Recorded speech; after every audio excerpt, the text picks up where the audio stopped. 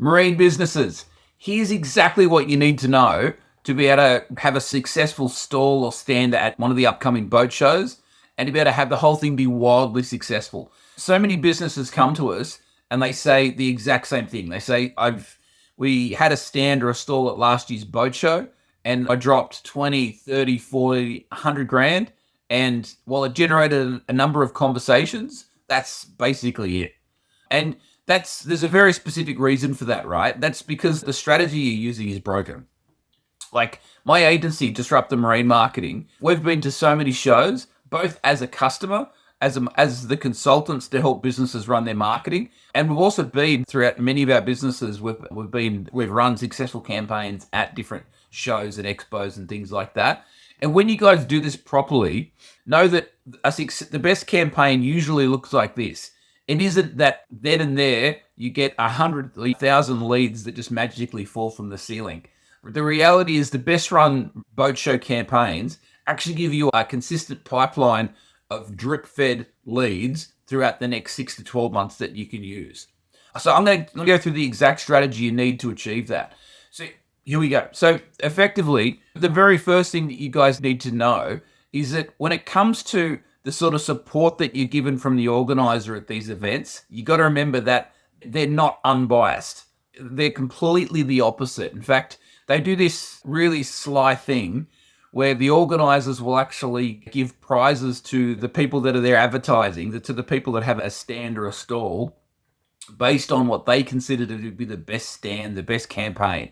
And have you ever noticed that the person who always wins is the one who's this poor schmuck who spent the most? It's look at this huge one, the biggest sponsor of the whole event in the middle, and it's usually one of the manufacturers.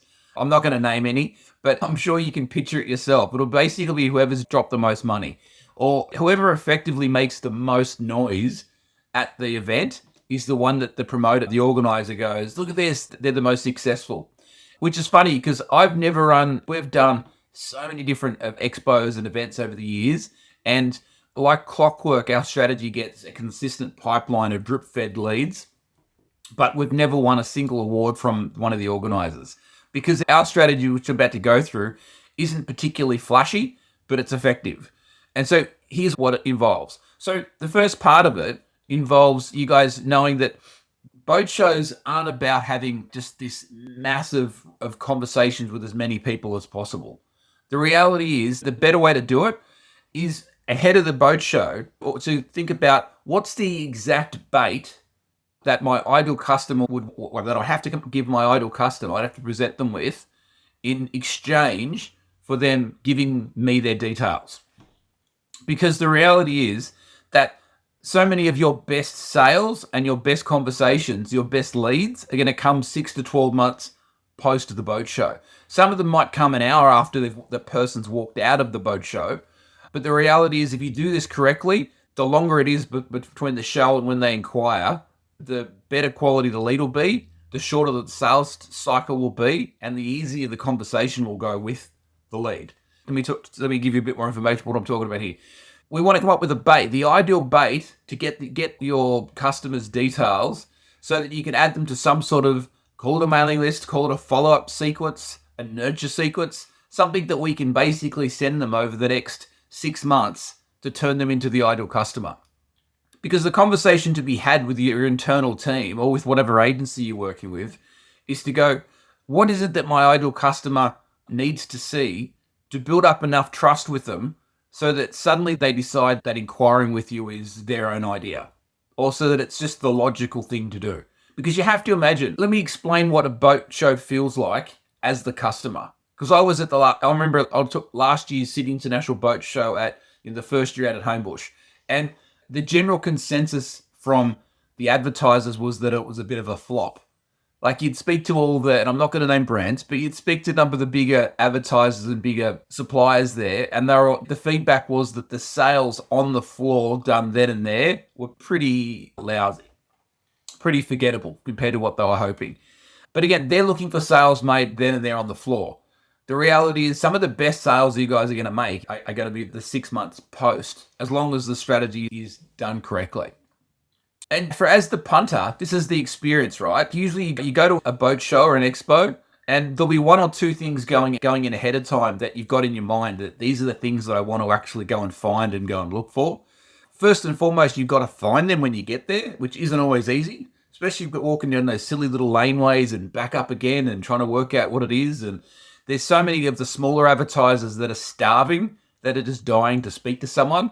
Finally, you do find the big, whoever it was you went to look for, and you got to go, okay, are there sales reps actually available? Is there someone there to speak to me, or is it absolutely chock-a-block busy if you go on of a Saturday, Sunday? Then there's distractions. There's things like all the stuff that the boat that you weren't expecting, and there's something over there, and I always get caught up watching the guy that's selling the lures, and he's got a tank with the fish, and he's casting lures in there with no hook in them to see whether the fish are going to bite them and stuff like that. So there's a lot of distraction, a lot of overwhelm. Then when you're finally presented with a salesperson, and you got that pressure then and there of going, is the salesperson not had any sales made that day? And so they putting a little bit too much pressure on the conversation, et cetera, et cetera. So it can feel a lot more like a sales pitch rather than a concierge type experience. So that's why this strategy that I'm presenting you guys with works so consistently well. All it requires is the right thought to go, what is the bait that you can offer in exchange for their details? And then what's the ideal follow-up sequence so that these guys, so you're planting a seed in their mind of what it is they want, and then you're holding their hand as you walk them down the path towards being ready to become a customer. And for most of these guys, the best time for you to follow them up is going to be that week after the show, when they've had time to be pre-warned with all of the right information that's been sent. So some examples of successful baits that can be used. Look, it depends on who your ideal customer is. If your ideal customer is, if all you're doing is selling low ticket stuff like fishing gear, then it could just be some sort of guide that's basically about the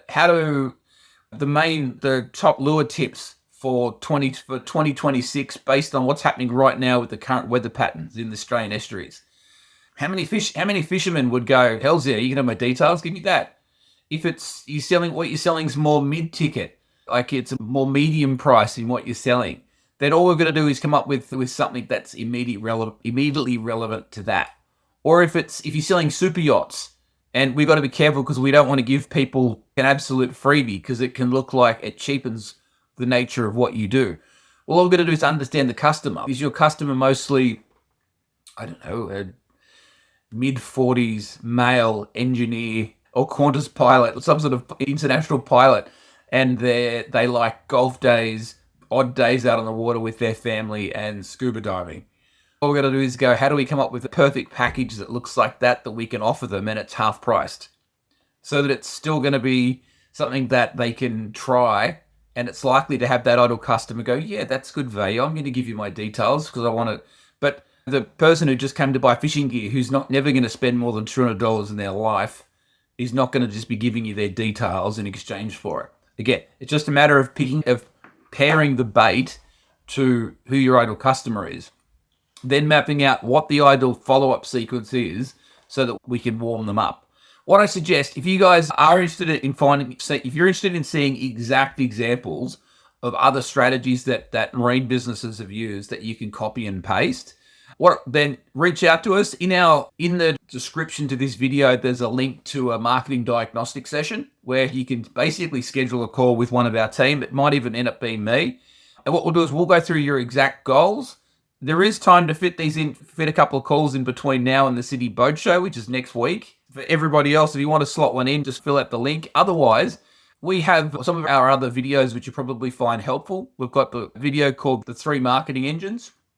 It basically outlines the 3 main engines that all marine businesses need to ensure that their marketing is going to be successful and that it's going to scale.